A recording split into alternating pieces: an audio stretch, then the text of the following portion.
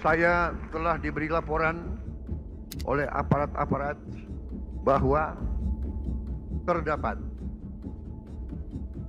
1063 tambang ilegal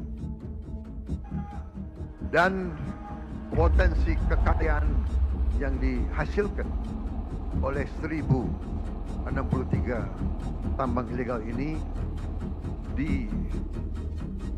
dilaporkan potensi kerugian negara adalah minimal 300 triliun. Dan saya beri peringatan, apakah ada orang-orang besar, orang-orang kuat, jenderal-jenderal dari manapun, apakah jenderal dari TNI atau jenderal dari polisi atau mantan jenderal, tidak ada alasan kami akan bertindak atas nama rakyat.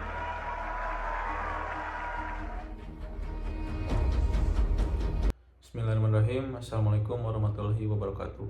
Pada kesempatan ini saya akan membahas mengenai pencabutan peraturan daerah Kabupaten Bandung Barat nomor 10 tahun 2011 tentang pengelolaan pertambangan batubara dan mineral. Dalam pembahasan ini saya akan menguraikan latar belakang terbentuknya perda ini serta alasan pencabutannya, dan juga menganalisis dari sudut pandang ilmu perundang-undangan. Kita masuk ke latar belakang. Kabupaten Bandung Barat adalah daerah yang memiliki potensi sumber daya alam, khususnya bahan batubara dan mineral, serta bahan galian lainnya. Nah, karena adanya potensi tersebut, pemerintah daerah pada tahun 2011 membentuk peraturan daerah nomor 10 tentang pengelolaan pertambangan batubara dan mineral.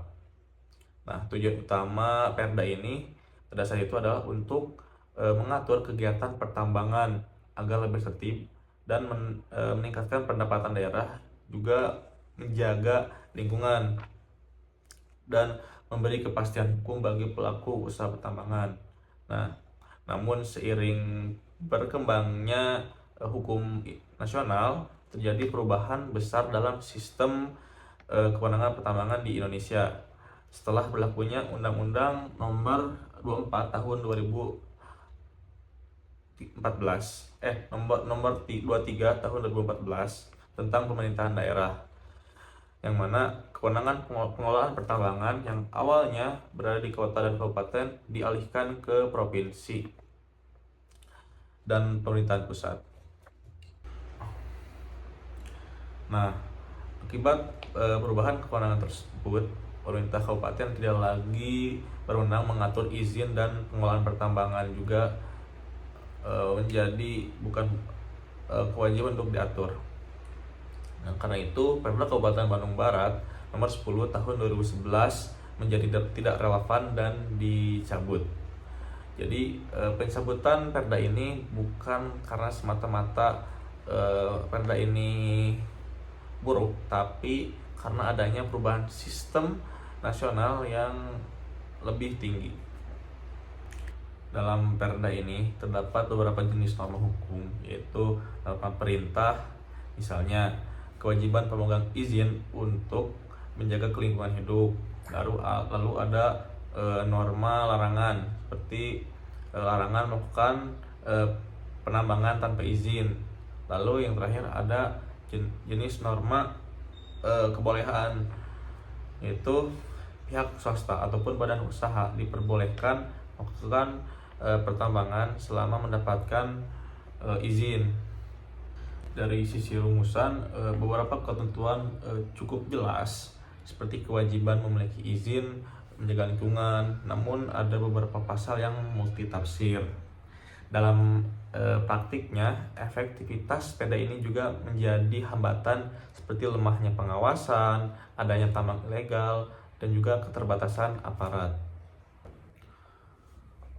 Faktor-faktor yang memengaruhi terbentuknya perda ini yaitu aspek ekonomi, aspek sosial, aspek politik, dan juga aspek budaya. Secara juridis, perda ini awalnya sah, tetapi kemudian kehilangan dasar kewenangannya. Tapi secara sosiologis, masyarakat masih membutuhkan pengaturan tambang agar tidak liar dan juga tidak merusak lingkungan. Ada beberapa asas-asas pembentukan peraturan perundang-undangan, yaitu asas kejelasan tujuan, asas kesesuaian antar jenis, hierarki dan materi muatan, lalu ada asas kejelasan rumusan. Semuanya ini terpenuhi karena yang berdasarkan undang-undang pemerintahan daerah yang masih berlaku pada saat itu.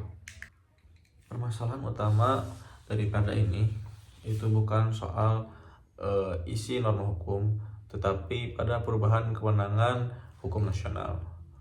Ketika kewenangan pertambangan dialihkan dari kabupaten menjadi provinsi dan pusat, maka Perda kabupaten kehilangan dasar hukum. Selain itu, pengawasan tambang ilegal dan pelindungan lingkungan juga masih belum maksimal. Jika masih diperlukan, daerah bisa membuat perda yang berfokus pada perlindungan lingkungan, perlindungan tata ruang, dan juga pemberdayaan masyarakat sekitar tambang, bukan lagi soal perizinan tambang. Dari analisis ini dapat dipahami bahwasanya peraturan daerah dapat dicabut bukan karena gagal total, tetapi karena adanya perubahan sistem hukum dan juga pembagian kewenangan negara. Mungkin sekian dari saya. Terima kasih atas perhatiannya. Assalamualaikum warahmatullahi wabarakatuh.